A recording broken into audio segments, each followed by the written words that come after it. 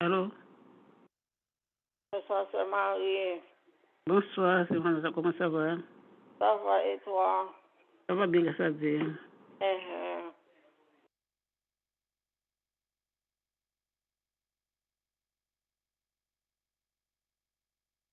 Le contrat de vacances sur le masque.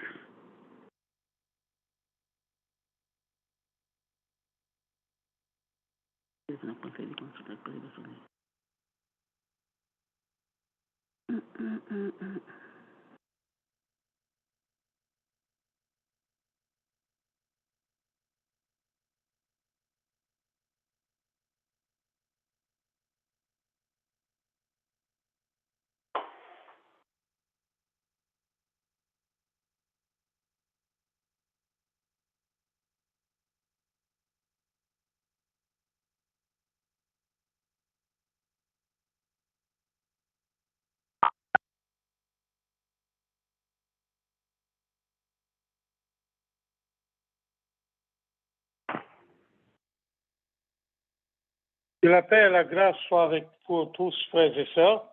C'est déjà 7 heures, nous allons commencer bientôt. Bonne soirée à tous. Bonsoir à toi aussi, mon frère. Merci. Frère Révolus, vous êtes avec nous?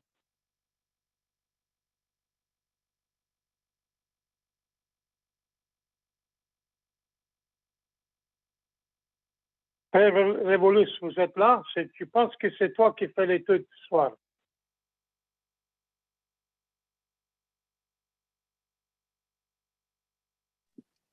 Bonsoir, frère Hugo. Oui, je suis là. Comment vas-tu, mon frère? Ça va, et vous autres? Bien, merci. Alors, si Gloria est là, ou Flore, qui peut me guider un peu, les frères qui sont disponibles ce soir pour faire une prière. Oui, bonjour, frère Enrico, c'est Flore. Allô, Flore, ça va? Oui, ça va bien et vous? Ça va bien, merci.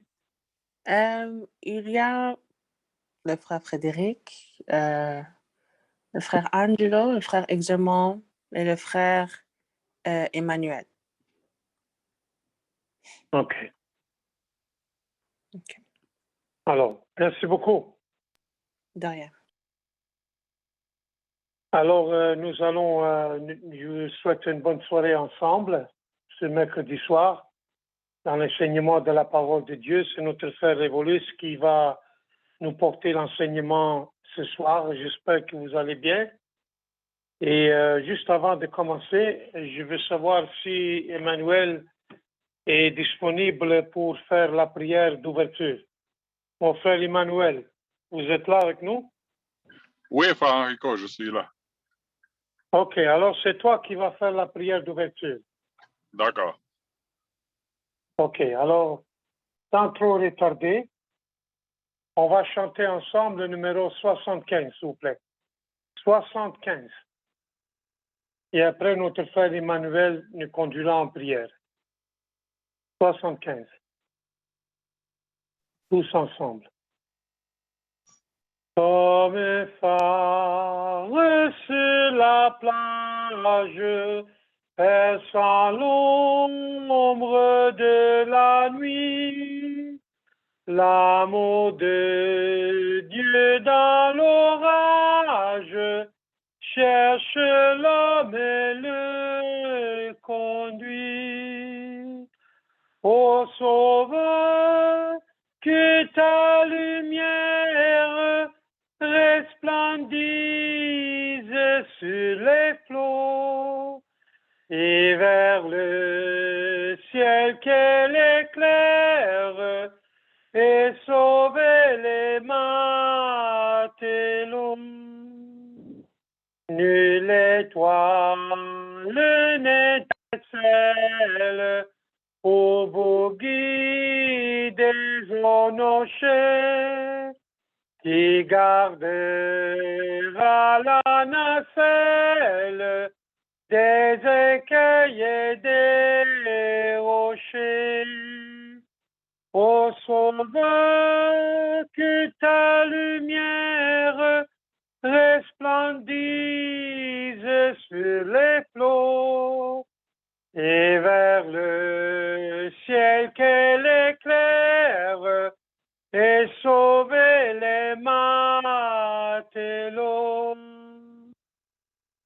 Dans la nuit qui m'environne de ton amour, ô Jésus, que par moi l'éclat rayonne aux yeux des marins perdus. Ô Sauveur, que ta lumière resplendisse sur les flots et vers le ciel qu'elle éclaire et sauver les matelots. Amen. Prions avec le Amen. frère Emmanuel. Prions. Tendre Père d'amour, Père Céleste, nous te remercions du fond de notre cœur, Père, pour nous accorder encore une fois, en ce mercredi d'études, cette opportunité de nous réunir à travers ces moyens. Merci, Père, pour nous accompagner, nous protéger en tout temps, de nous permettre de rester fermes dans la foi, de mettre ta parole en pratique. Merci pour notre frère Enrico qui nous dirige dans le chant ce soir. Nous te prions de le bénir lui ainsi que sa famille. Nous te prions, Père, pour notre frère Evolus qui va nous porter l'étude de ta parole. Nous te prions, Père, que tu sois avec lui, que ces paroles viennent de toi, Père, et que nous soyons édifiés, Père, à travers ces paroles. Nous tournons, Père, de le bénir, lui ainsi que sa famille, et tous les frères et sœurs qui sont présents ce soir, Père. Nous te prions aussi pour ceux-là qui n'ont pas pu se connecter ce soir pour des diverses saisons. Nous te prions, Père, que tu sois avec eux lorsqu'ils se trouvent, que tu le gardes et tu le protèges de tout mal. Merci, Père, pour toutes les bénédictions, pour tout les bienfaits envers nous, Père. Et nous te demandons que tu nous pardonnes de nos péchés, que tu nous pardonnes de nos fautes, nos offenses et nos mauvaises pensées, Père. C'est au nom de ton Fils Jésus-Christ que nous t'en prions. Amen. Amen. Merci, mon frère Emmanuel, et que Dieu bénisse toi et ta famille aussi. Ce moment ici, je cède le micro à notre frère Evolus pour l'étude de la parole de Dieu. Merci, frère Enrico. Bonsoir à tous, frères et sœurs, que le Seigneur vous bénisse. Alors, je vous remercie pour votre présence, puisque c'est mercredi, même s'il y a peu de participants, mais nous connaissons l'importance de la parole de Dieu, l'importance des séances d'études bibliques, parce que, pardon, et l'Église ne peut vivre sans la parole. Et c'est une ordonnance même de la Bible, mais surtout les premiers chrétiens à l'Église de Jérusalem, la Bible dit que les disciples de Jésus persévéraient dans l'enseignement. Donc c'est une ordonnance depuis la nuit des temps. Et que les chrétiens, les croyants en Jésus-Christ, ils vivaient de la parole aussi. avec d'autres choses, mais sur le plan spirituel, l'étude était l'épine dorsale de l'Église. Donc, on n'est pas là pour juger. D'habitude, l'Église est là, mais chacun selon ses responsabilités. Alors, frères et sœurs, on va faire une sorte de survol dans un texte biblique, parce que c'est une étude concernant un texte et qu'on va parler, c'est 1 Timothée chapitre 5, versets 1 à 16. 1 Timothée chapitre 5, versets 1 à 16. Est-ce que quelqu'un de l'Assemblée peut faire la lecture, s'il vous plaît? 1 Timothée chapitre 5, versets 1 à 16.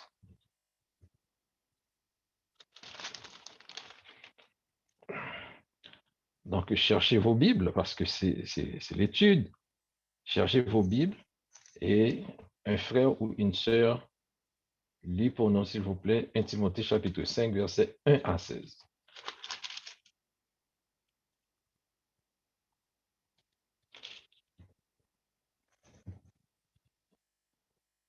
Bon, s'il n'y a personne qui a une Bible pour l'étude, je vais faire la lecture. 1 Timothée chapitre 5, versets 1 à 16. Ne réprimande pas rudement le vieillard, mais exhorte-le comme un père. Exhorte les jeunes gens comme des frères, les femmes âgées comme des mères, celles qui sont jeunes comme des sœurs en toute pureté. Honore les veuves qui sont véritablement veuves.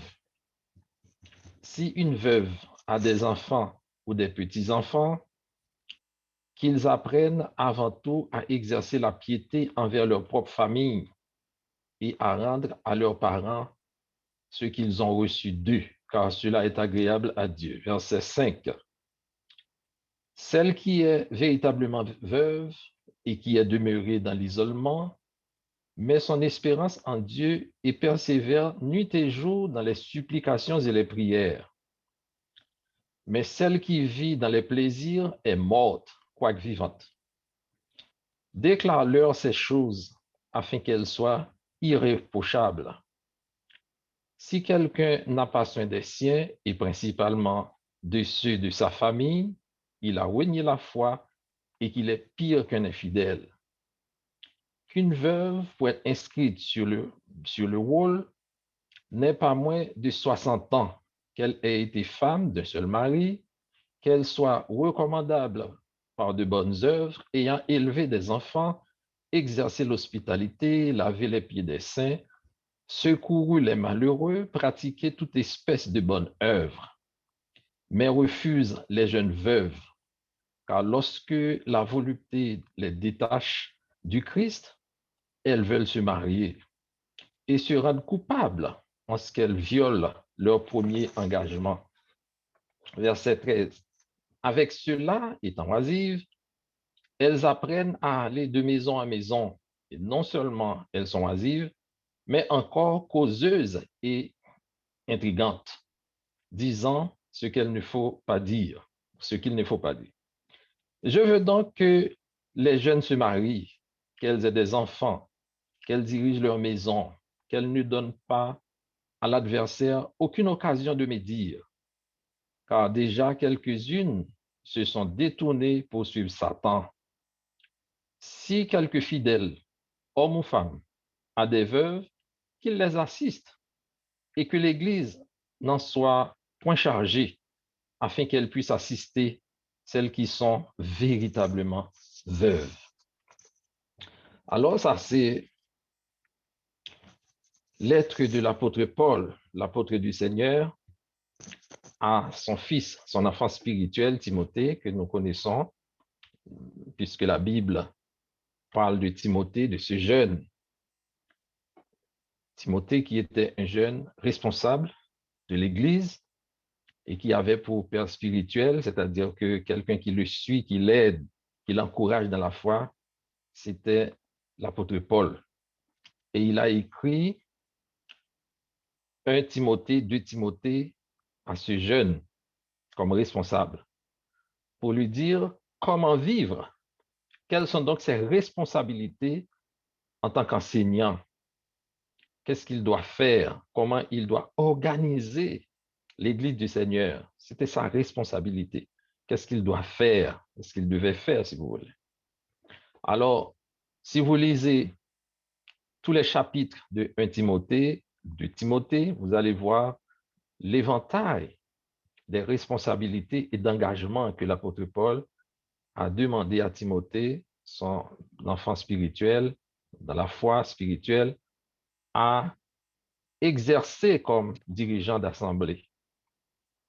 Donc, on ne va pas voir tout ça, mais une catégorie, une responsabilité dans l'ensemble va nous aider à comprendre ça. 1 Timothée chapitre 5, versets 1 à 16, la Bible dit, alors on a comme titre, honorer. La Bible a parlé d'honorer dans plusieurs contextes. Qui faut-il honorer? Parce que vous savez que ce n'est pas toujours évident d'honorer les gens. Il est plus facile de dénoncer, de dénigrer ou de salir l'image de quelqu'un et veiller de préférence ses défauts au lieu de souligner ses qualités. C'est difficile. C'est difficile parce que c'est humain. On se comprend. Et même dans les foyers, beaucoup de femmes se plaignent. Beaucoup de maris aussi. Donc, où les félicitations, les honneurs ne se donnent pas. Et nous sommes dans une société moderne où chacun s'occupe de ses affaires.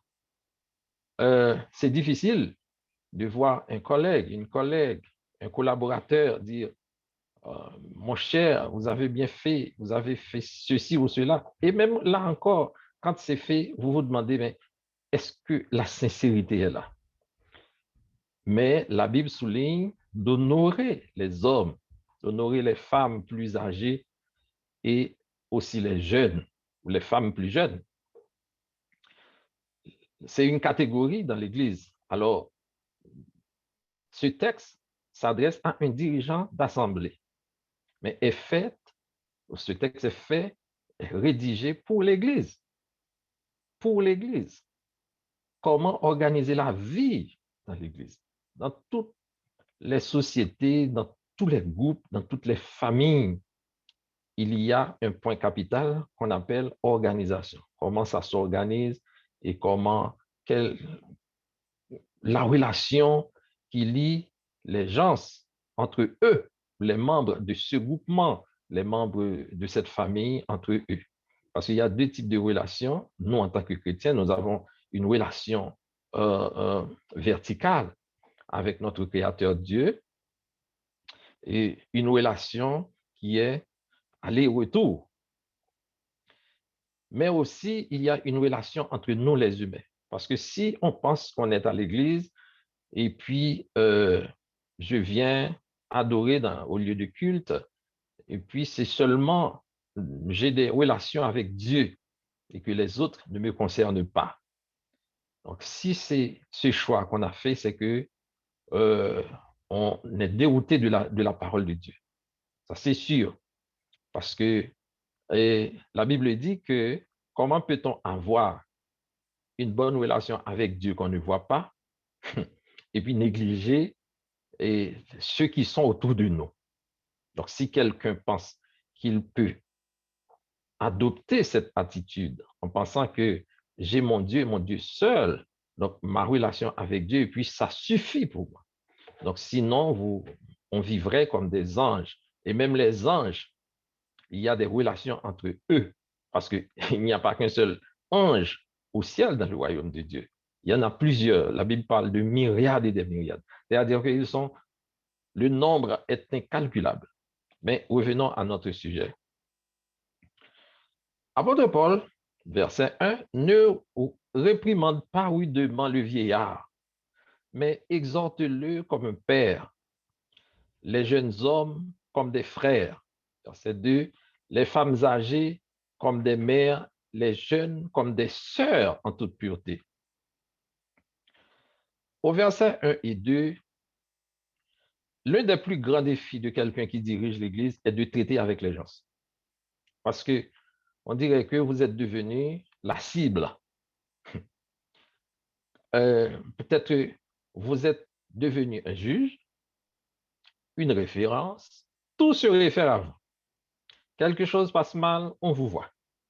Mais bon, parfois, quand les choses passent bien, à un degré moindre, mais quand les choses passent mal, vous n'avez pas fait ci, vous n'avez pas fait ça. C'est votre responsabilité. C'est toujours comme ça.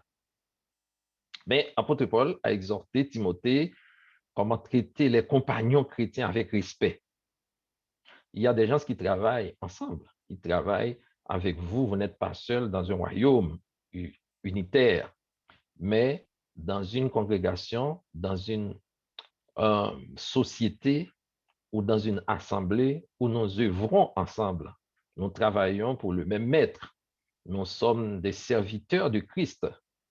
Et quel que soit chacun selon son rang, mais toujours est-il, nous avons le même maître et nous avons aussi le même droit, s'il y en a, puisque ce n'est pas à la grâce que nous sommes sauvés. J'ai dit droit, c'est un thème utilisé, mais nous savons que nous, en réalité, le salut, nous avons été ajoutés à l'Église du Seigneur.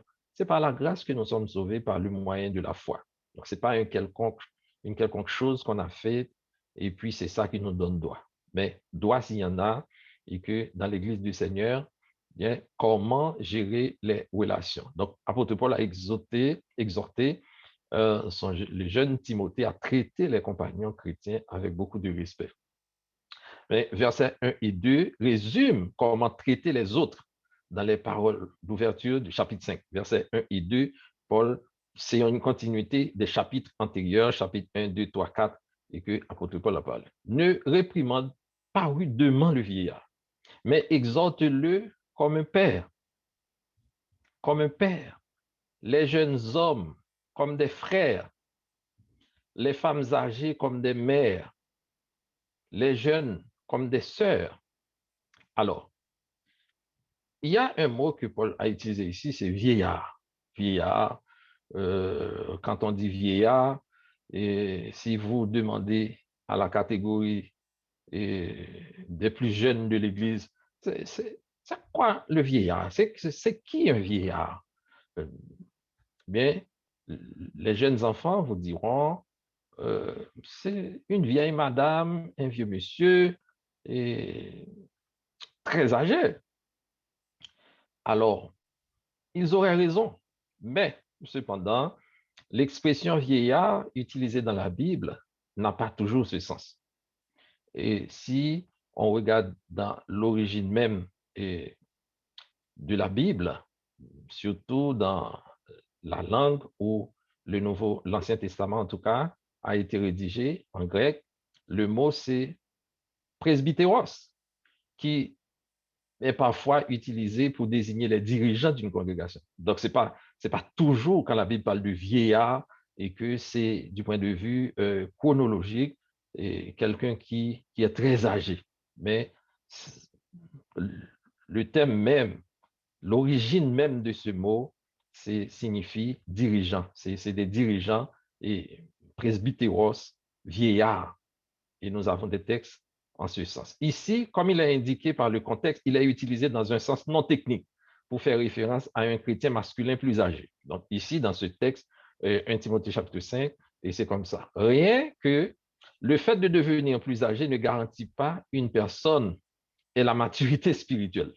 Non.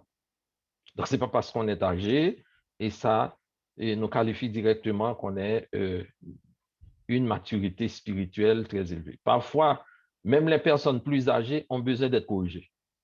Oui, ça ne veut pas dire que si je suis dans une assemblée, je suis plus âgé, ou bien, donc là, alors dans le sens du texte, ou si on prend ça au premier degré, textuellement, et que je n'ai pas besoin d'être corrigé. Par contre, il y a une bonne et une mauvaise manière de corriger un autre chrétien. Donc, réprimander rudement un homme plus âgé, c'est la mauvaise ou la pire manière d'essayer de réprimander quelqu'un, rudement. Alors, quand on dit réprimande rudement, et je peux dire que c'est dans le sens d'attaquer, l'agressivité. Donc, la bonne manière est de l'exhorter comme un père, parce que la Bible nous recommande d'avoir une attitude très, très respectueuse vis-à-vis de nos parents, vis-à-vis de nos parents. Et pourquoi la Bible fait approche au père, c'est dans le sens que pour que le respect qui se trouve de l'autre côté dans la famille, c'est ce même respect, en tout cas.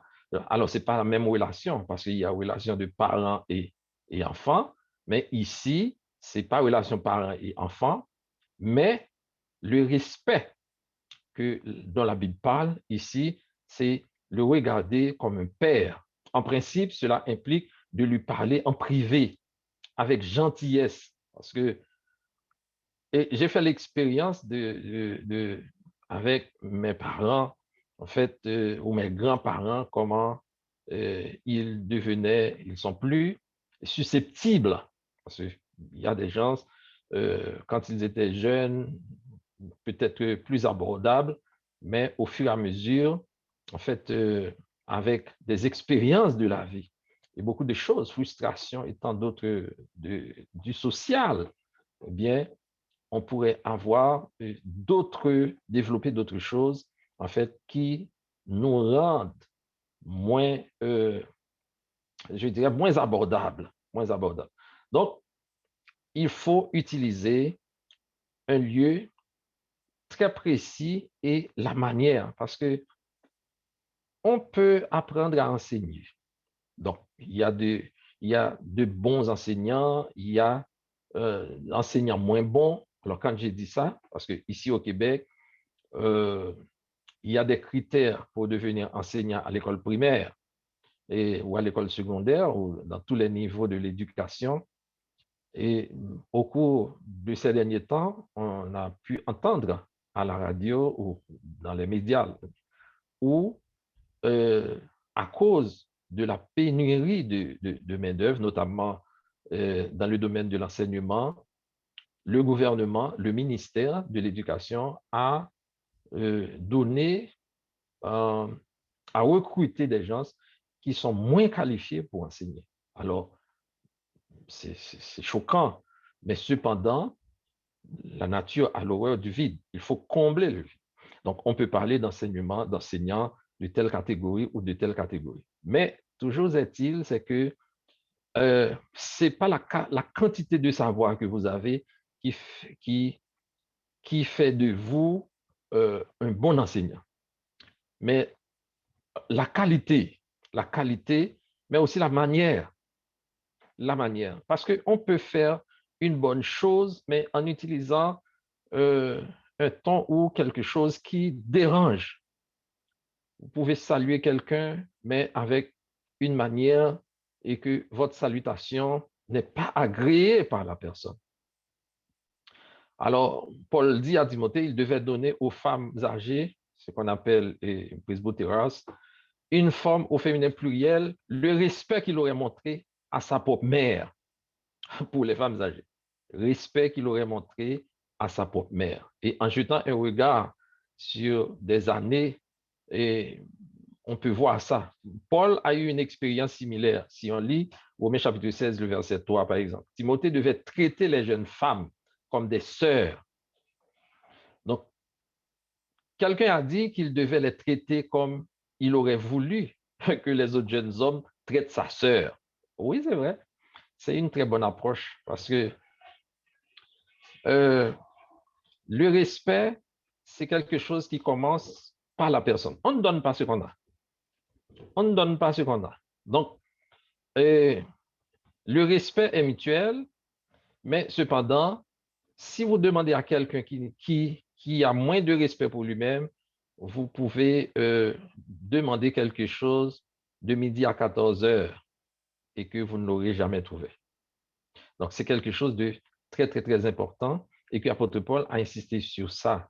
Donc, Timothée devait traiter les jeunes femmes comme des sœurs et d'autres ont dit même qu'il devrait le faire comme sa sœur. Donc, le verset 2 se termine par l'expression en toute pureté. Donc, c'est des mots qui peuvent s'appliquer à tous les groupes que l'on a cités en haut. Mais ils ont une signification très spéciale concernant les relations avec les jeunes femmes. Et comme nous l'avons remarqué auparavant, c'est un secteur très épineux pour quelqu'un qui dirige, un prédicateur, un pasteur, ou je ne sais pas. Un évangéliste doit se conduire autour des jeunes femmes de manière à éviter, ne serait-ce ce qu'on appelle un soupçon d'action impropre. Parce que on a entendu beaucoup de scandales ces derniers temps. On dirait que l'Église, malheureusement, est désacralisée. Alors, je ne vais pas dire que l'Église est rachetée ou bien acquise par le sang de Jésus-Christ. Je parle des assemblées locales. Je parle des assemblées locales. Parce qu'autrefois, bien entendu, ce n'était pas une bonne idée, une bonne manière de mesurer les gens à travers d'autres, à travers les dirigeants de l'Église. Parce que la mesure, le modèle parfait, c'est Jésus.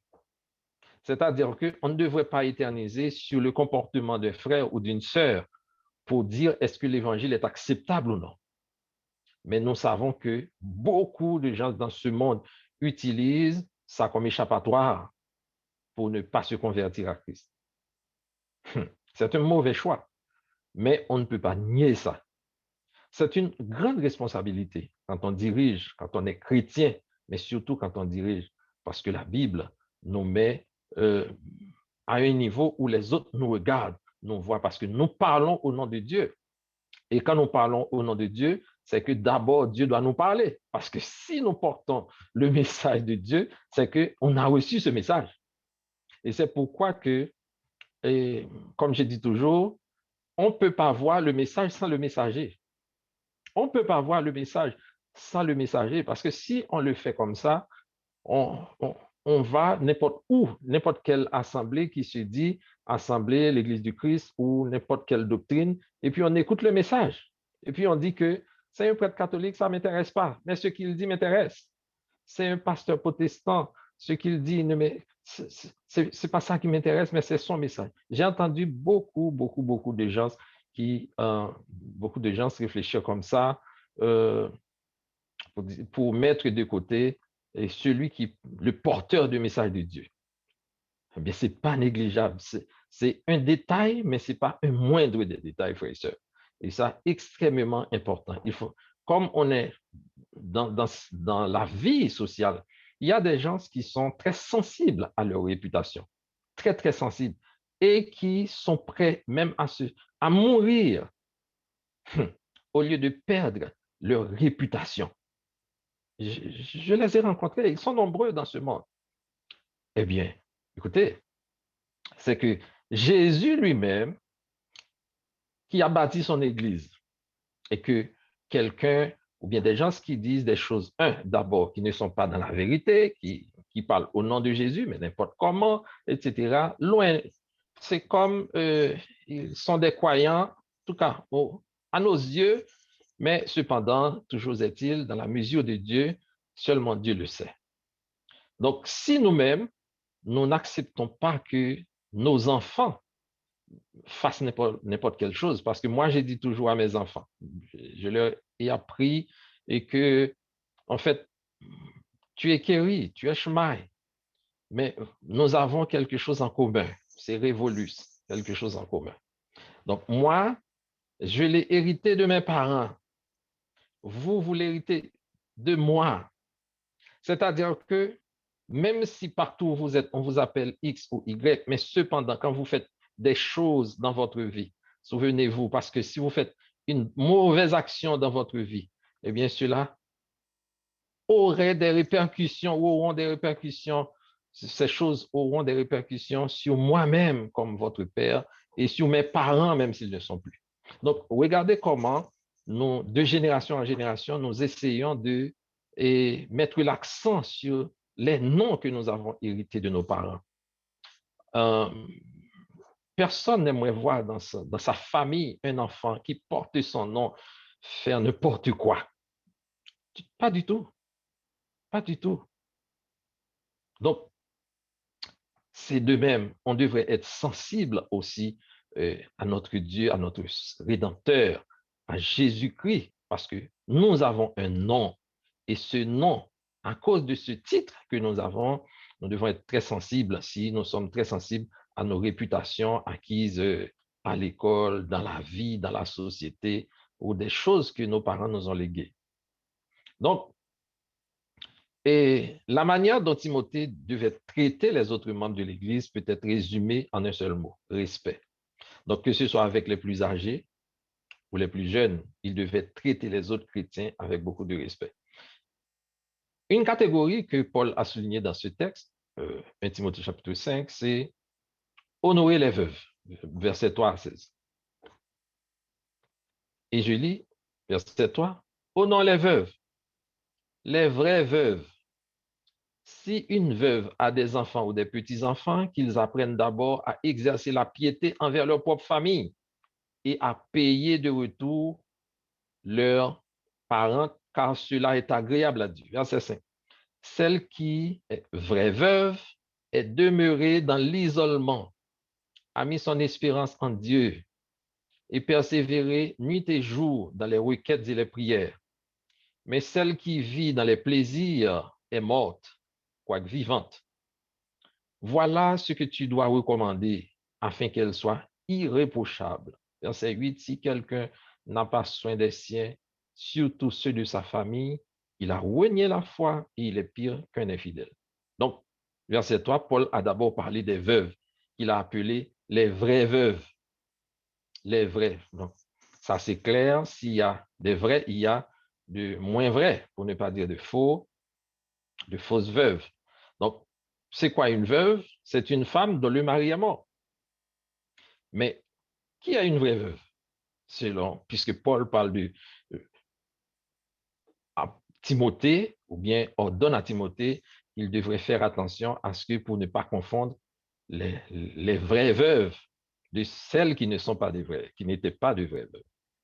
Donc, même si on a son mari décédé, littéralement, on appelle ça veuve, mais cependant, ici, du traitement que Paul parle concernant les veuves, regardez comment il a classifié cette catégorie. Donc, cela signifie des gens qui sont vraiment ou actuellement vieux. Et apôtre Paul parlait d'une femme qui avait non seulement perdu son mari, mais qui était véritablement démunie. Véritablement démunie. Elle n'avait aucune ressource personnelle et personne pour prendre soin d'elle. Verset 4 et verset 5a. Et aujourd'hui, on vit dans un monde, notamment les pays industrialisés comme le Canada, dont nous sommes des citoyens ou des concitoyens, eh bien, il y a assistance sociale. Assistance sociale. C'est-à-dire que si quelqu'un meurt de faim par l'âge et moi, je connais très bien les impôts et que je vois qu'il y a vraiment plein de crédits d'impôts, notamment pour les aînés, pour ces femmes vivant seules. Et je ne viens pas ici énumérer ça, puisque ce n'est pas un cours de fiscalité, ce n'est pas une étude sur la fiscalité, mais on a quelques ressources quand même. C'est-à-dire qu'il ne faut pas voir la société d'aujourd'hui pendant que Paul parle des gens démunis. Hein. Il ne faut pas voir ça, parce qu'on remonte dans le temps et jusqu'à présent, il y a des pays, et notamment le mien, pays d'origine, où quand on dit des gens véritablement démunis, qu'est-ce que ça veut dire? Qu'est-ce que ça veut dire? Donc, c'est une femme qui n'avait aucune ressource personnelle et personne pour prendre soin d'elle. Personne pour prendre soin d'elle. Donc, à l'époque, il n'y avait pas d'assistance de gouvernement. Là où Paul a écrit ce texte, il n'y avait pas ce qu'on appelle d'organisation bénévole, comme on peut aller partout et à certains endroits récupérer des choses à manger ou de la bouffe. Il n'y avait aucun programme de pension ni d'assurance vie. Une femme qui avait perdu la personne qui pourvoyait à ses besoins était le membre le plus vulnérable de la société. Et voilà de quoi Paul parlait Alors, certaines veuves avaient des ressources dans lesquelles elles pouvaient puiser. Ça, c'est sûr, parce que dans toute société, c'est ce qui fait l'équilibre de la vie. Il y a des riches et des pauvres. Il y a des nantis, des moins nantis et le prolétaire. Donc, certaines veuves avaient des ressources dans lesquelles elles pouvaient puiser, soit une propriété laissée par leur époux. Ça arrive. Et en héritage. Donc, ce qui restait d'un héritage substantiel ou des membres de la famille qui pouvaient prendre soin d'elles. Parce qu'il y en a qui ont des enfants qui pouvaient prendre soin d'elles. Et à l'époque, alors, toujours dans le chapitre 5, versets 3 à 8, celles qui étaient sans ressources étaient appelées des vraies veuves. C'est l'une, en tout cas, dans la classification de l'apôtre Paul, ici, on a déjà souligné quelque chose de très important. Quelque chose de très important. Sans ressources. Avoir aucune ressource. C'est pas, regardez la définition en haut, on a dit que littéralement, quelqu'un qui a perdu son mari, une femme qui a perdu son mari, est une veuve. Mais Paul parle de vraie veuve. Donc, ce n'est pas seulement veuve. Parce que toutes celles qui ont perdu, toute femme ayant perdu son mari est une veuve. Mais ici, Paul a mis l'accent sur une catégorie de veuves. Celles qui n'ont aucune ressource. C'est un des critères de vraie veuve. Paul avait également à l'esprit probablement une veuve digne d'être aidée. Aujourd'hui, on fait tout pour tromper les gouvernements. On fait tout pour ça. Et c'est pourquoi les gouvernements sont très aussi, on dit à malin, malin et demi. C'est-à-dire que on cherche à profiter d'un système pour faire de l'argent, même si on n'est pas qualifié pour telle ou telle catégorie, et des gens et on trouve aussi des comptables, en tout cas, des gens qui font des déclarations, qui remplissent des déclarations de revenus et qui font toutes sortes de choses, même si le gouvernement demande des comptes jusqu'à 6 ans. Donc, on devrait garder ces papiers d'impôt parce que vous aurez des comptes à rendre. Et jusqu'à la 6e année, vous dites que là, vous pouvez jeter. Mais les gens sont profités de beaucoup de choses pour gagner de l'argent, mais de manière non qualifiée. Et ici, Paul peut-être avait à l'esprit, il y a des veuves qui étaient vraiment dans le besoin. Il devait être visible pour tous qu'elle était un disciple véritable de Christ. Bon, vous pouvez dire, mais en quoi l'apôtre Paul est rentré là? Parce que c'est la Bible, frères et sœurs. Parfois, il y a des choses qui paraissent un petit peu incompréhensibles à l'entendement humain, à la sagesse humaine. Et on se dit, pourquoi il est 41? Je m'arrêterai à 45 pour vous donner la possibilité d'intervenir, parce que c'est vrai que je dois progresser. C'est tellement intéressant et ce sujet, c'est important.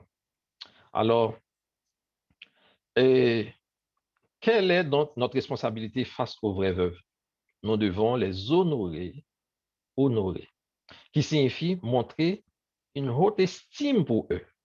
Donc, c'est une expression de la valeur dont les veuves dans le royaume de Dieu et ce qui implique peut-être une reconnaissance publique. Également, dans ce contexte, le thème inclut de pouvoir pour ces femmes et quelques versets plus loin, de donner aux anciens un double honneur, comprend la question d'un support financier. La Bible a parlé d'honneur aussi envers ceux qui dirigent les assemblées, envers les responsables des assemblées, et ce n'est pas une faveur, mais Paul a parlé d'un deuxième honneur, double honneur. Jésus a souligné que le commandement d'honorer ses parents, Exode 20, verset 12, et la Bible, en tout cas, Jésus même a souligné ce commandement, comprenait l'aide financière lorsqu'ils étaient âgés. En Matthieu 5, verset 4, Matthieu 15, excusez-moi, Matthieu 15, verset 4 et 5. Donc, honorer ses parents, ce commandement inclut aussi une aide financière. Aider les veuves n'était pas considéré comme étant de la charité. C'est pas de la charité que l'Église fait, mais cela faisait partie du processus de les honorer. Verset 4. Apôtre Paul a rapidement ajouté qu'il était premièrement de la responsabilité de la famille d'une veuve de prendre soin d'elle. Si une veuve a des enfants ou des petits-enfants, qu'ils apprennent d'abord à exercer la piété envers leur propre famille. Donc, la première responsabilité, comme tout parent, comme tout enfant, tout petits-enfants, eh bien, si vous avez des grands-parents, etc., qui sont veuves et que vous avez des moyens, et ceci, ce n'est pas seulement de moyens financiers qu'on parle, parce que honorer ne veut pas dire seulement les moyens financiers et votre mère ou votre grand-mère a un besoin de chaussures et puis vous lui achetez une paire de chaussures. Ça, c'est la pire réflexion. Mais écoutez, est-ce que vous êtes toujours à l'écoute de vos parents qui sont vieux? Ici au Québec, nous savons comment s'organiser la société. On sait ça, on sait. D'ailleurs, je travaille dans un milieu où la clientèle occupée, c'est les gens qui sont les aînés. Donc, je sais de quoi est-ce que je parle, parce que j'ai rencontré vraiment, en tout cas pas moi, dans ma responsabilité, dans mes tâches, mais mes collègues ont rencontré des aînés, et ceux-ci de toute origine, de tout acabit ici, même des Québécois, en fait, qui ont des enfants. Parfois, je me demande, est-ce que vous avez des enfants? Oui, j'ai des enfants. Mais vraiment, sans l'aide d'un bénévole, eh bien, ces gens-là sont abandonnés, frères et sœurs. Ah, il faut comprendre cette société. Et c'était comme ça. C'est ce que Paul a demandé à Timothée, à ce que les sœurs qui étaient veuves dans les assemblées n'étaient pas jetées dans le panier de l'oubli comme ça. Mais aujourd'hui, on voit ça, on le sait. Parce qu'il y a des mères ou des pères et c'est au support des autres qu'ils vivent, pour un déplacement, pour faire des commissions, pour aller à la pharmacie, pour faire quoi que ce soit. Mais ils ont des enfants. Ah oui.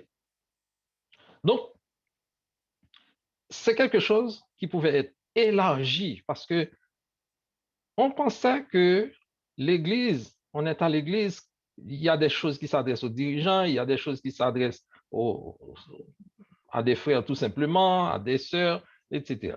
Mais frères et sœurs, tout ce qui est écrit dans la Bible l'est pour nous, pour notre salut éternel et pour notre application. Ça, c'est clair. Ça, c'est clair. Donc, dans la vie chrétienne, on ne peut pas négliger même la moindre chose. Vous pouvez dire, est-ce que nous sommes sous la loi? C'est la loi qui a tenu compte de tous les petits détails. Attention. Donc, vous pensez que, ou bien vous et moi, nous pensons que ce sont des détails que l'apôtre Paul donnait à Timothée pour ça. Ça a beaucoup de valeur. Eh bien, comment nous occupons de nos parents, de nos grands-parents? Est-ce que nous avons une sorte de responsabilité ou pas? Oui, nous avons. Nous en avons. Eh bien, nous devons apprendre d'abord à exercer la piété. Si une veuve a des enfants ou des petits-enfants, qu'ils apprennent d'abord à exercer la piété envers leur propre famille et à payer de retour leurs parents. Verset 10, car cela est agréable à Dieu. Exercer la piété, c'est de montrer un profond respect à quelqu'un, incluant un respect spécial pour les membres de notre propre maisonnée. Donc, dans ce texte ici, cela inclut de s'assurer que tous les membres de la famille aient les nécessités de la vie, comme la nourriture, comme le vêtement, un abri. En adaptant un adage familier, nous pourrions dire que la vraie religion commence à la maison, où votre exercice, en fait, je dirais pas responsabilité, votre service. Ça veut dire que vous aimeriez, quand vous n'êtes pas au service à l'église ou bien dans une assemblée, ça vous choque, etc. Parce que vous n'êtes pas choisi pour diriger, pour prêcher, pour enseigner, ou bien pour faire quoi que ce soit. Mais attention, il y a plein de ministères, il y a plein de responsabilités dans l'église du Seigneur, frères et sœurs, à faire. Et vous pouvez les faire en toute tranquillité, sans que les autres ne vous voient. Mais Dieu au moins vous voit. Parce que prendre la chair pour prêcher, pour parler, pour diriger ou je ne sais quoi, etc., ça ne fait de quelqu'un une personne plus spéciale que vous. Du tout pas. Aux yeux de Dieu, il y a plein de gens dans l'assemblée là où nous sommes qui travaillent dans le silence et qui font des choses mieux que nous qui sommes en avant. Donc, c'est vraiment une très bonne responsabilité avec un très bon engagement. Donc, il est 48. Je laisse le temps. Je n'ai pas fini, mais je laisse le temps parce qu'on devrait continuer à parler, à discuter sur ce texte, 1 Timothée chapitre 5. Quel est donc le message de l'apôtre Paul à Timothée, mais qu'est-ce que nous pouvons tirer nous-mêmes? Parce que la Bible est la même. La parole de Dieu ne change pas. Mais à chaque fois qu'on tire, en tout cas, on utilise un texte de la Bible, on peut tirer beaucoup de leçons dans ça. Donc, je fais place à Frère Enrico, si vous avez quelques interventions, parce que je ne peux pas garder l'heure. Donc, merci beaucoup de m'avoir écouté. Frère Enrico, tu as la parole. Merci. Oui, merci, Frère Evolus, pour nous donner aussi le privilège de poser quelques questions et commentaires pour intervenir. Alors, à ce moment, je vous laisse la parole à quelqu'un, un frère ou une sœur qui veut poser une question.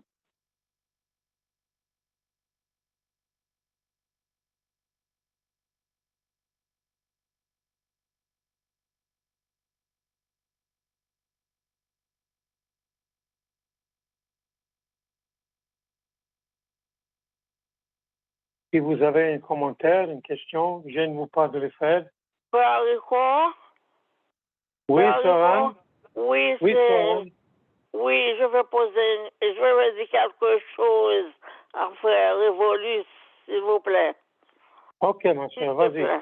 Oui, Vas-y. oui, Frère Révolus, je vais ajouter quelque chose parce que il faut voir ça aussi parce que les veuves étaient négligées jusqu'au point même.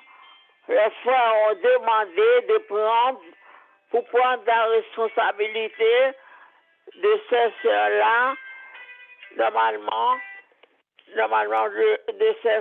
ces veuves-là, de ces sœurs-là, normalement, il faut avoir quelqu'un de sérieux et qui est capable, normalement, de faire ce qu'ils doivent faire, normalement, pour aider les veuves. Et, excusez, et puis les veuves aussi, ce sont celles qui ont resté fidèles normalement, qui n'ont pas pris personne normalement, et puis qui restent fidèles normalement avec le Seigneur, normalement sans prendre de mari. Normalement, ça, c'est une vraie veuve. Je ne sais pas si Frère Révolus a quelque chose à me dire. Merci beaucoup, Sœur Anne. Et effectivement, et tu anticipes, j'ai beaucoup de choses, c'est ça, c'est aussi dans l'étude, mais il y a une heure à respecter, il y a un temps à respecter. Oui, je voulais pas aller très vite, pardon, parce que c'est mieux de prendre le temps pour discuter, pour faire comprendre, au lieu de vous faire avaler des textes très longs, etc. L'étude est très longue et très volumineuse, mais cependant, je m'arrête là. Mais oui, je suis d'accord avec vous. Il y a d'autres critères pour être considéré comme une vraie veuve. Et je ne les ai pas dit parce que je ne suis pas arrivé là, malheureusement, mais il y en a plein. Mais je voulais élargir un petit peu, mis à part des veuves, parce que la responsabilité des enfants, des petits-enfants vis-à-vis de leurs parents, pensant que c'est... Il y a des enfants qui ont dit à leurs parents, mais ce n'est pas un dû. Ce n'est pas un dû. Si je vous fais ça, ce n'est pas un dû. Mais si vous êtes chrétien, vous avez ce discours, c'est que vous êtes hors de la Bible. Vous n'avez pas compris l'Évangile. Et ça, c'est clair, la responsabilité, l'engagement envers ses parents, c'est biblique. Et ça a une grande bénédiction. Hein. Merci beaucoup, sœur. Merci, Frère Révolus. Merci, Saran. Oui, merci, mon frère. Il reste encore quelques minutes. S'il y a une autre qui veut poser une question, un commentaire, c'est 7h53.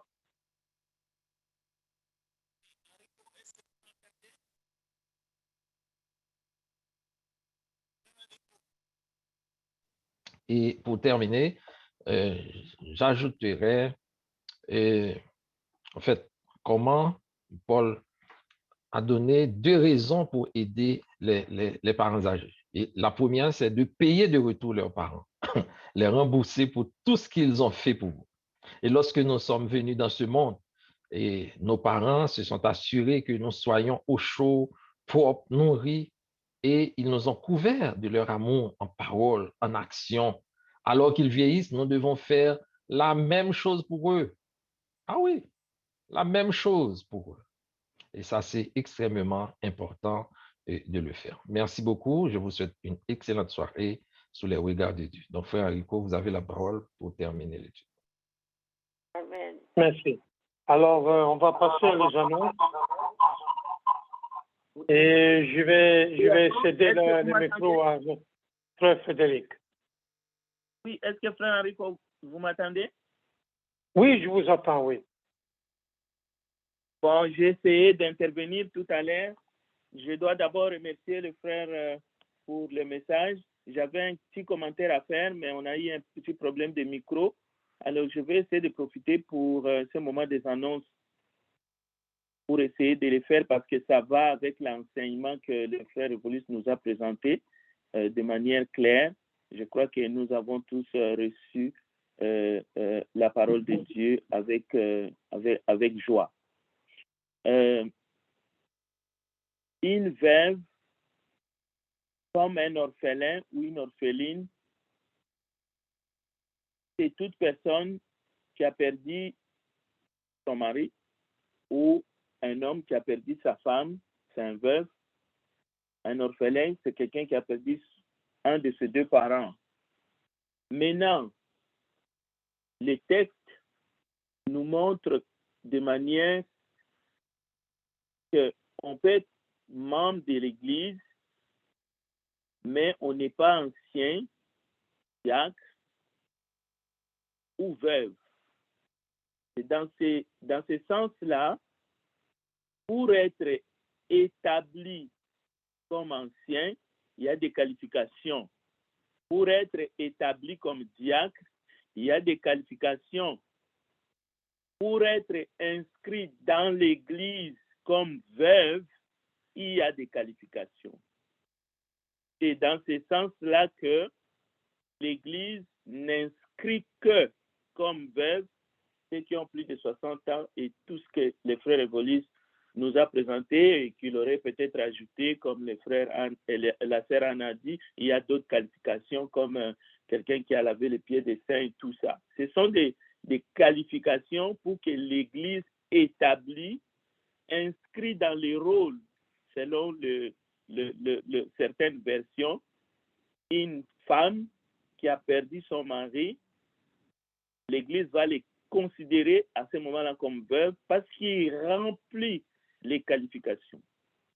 Mais l'Église reconnaît une femme de 20 ans ou de 30 ans qui perd son mari comme veuve, mais on ne va pas l'établir dans l'Église, on ne va pas l'inscrire dans le rôle comme veuve, y compris éventuellement la prendre en charge au cas où elle n'a pas des enfants qui pourraient le faire. L'Église ne la prendra pas à ce moment-là. Il faut qu'elle remplisse toutes les qualifications. Voilà un peu ce que je voulais ajouter. Pour terminer, je voulais simplement dire que nous sommes mercredi, donc vendredi, rendez-vous pour notre moment de louange et surtout des prières les uns les autres et pour l'œuvre de Dieu. Je vous remercie. Je retourne la parole à notre frère Enrico. Amen. OK, merci. Alors, on va chanter le dernier cantique. Est-ce que le frère Exumonde est avec nous? Frère Exumonde, est-ce que tu es là?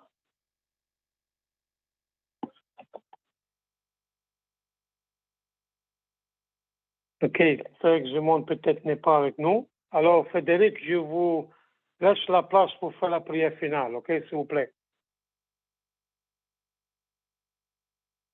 OK?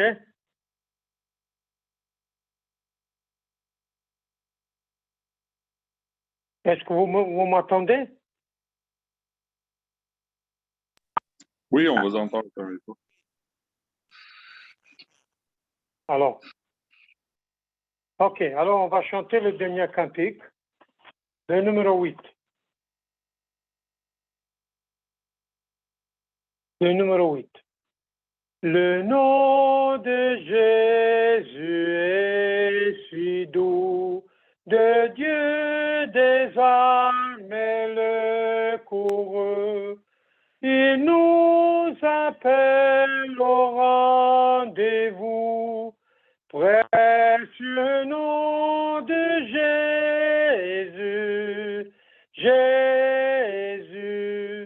béni soit ton nom.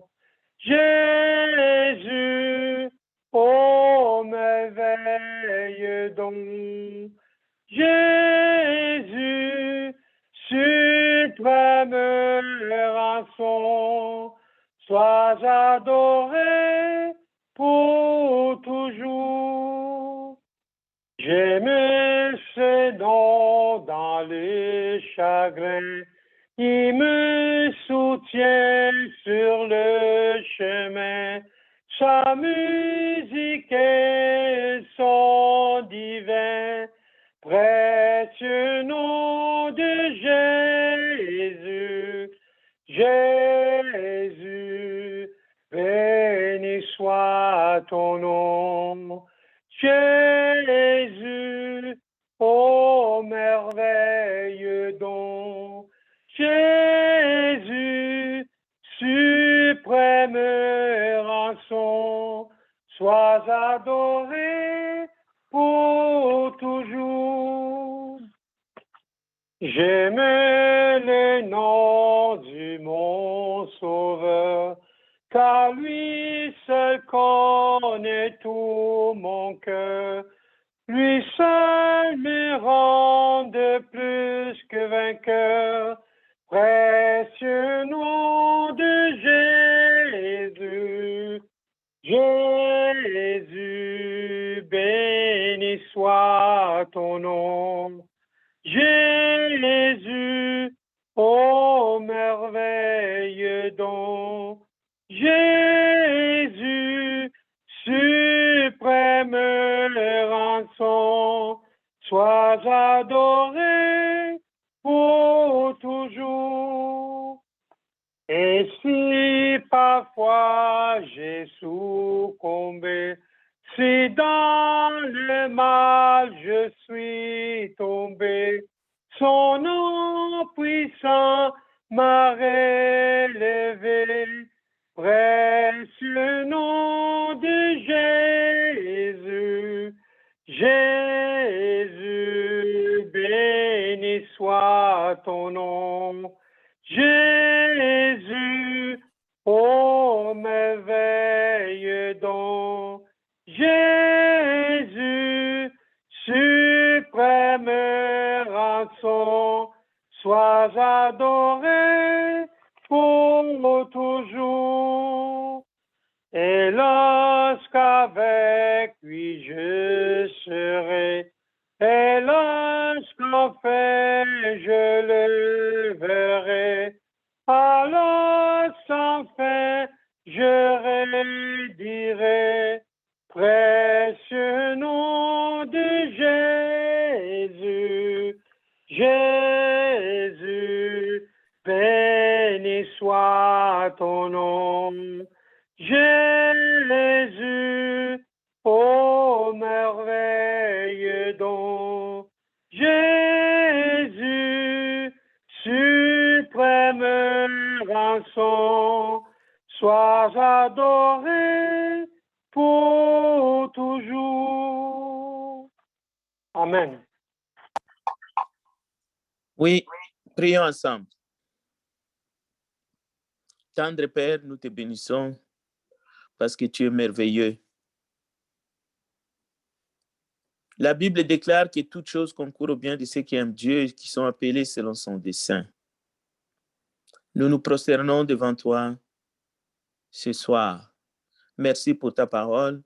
Merci aussi pour l'instrument que tu as utilisé ce soir, notre frère Evolus. Bénis ses frères ainsi que sa famille. Bénis aussi tout l'auditoire.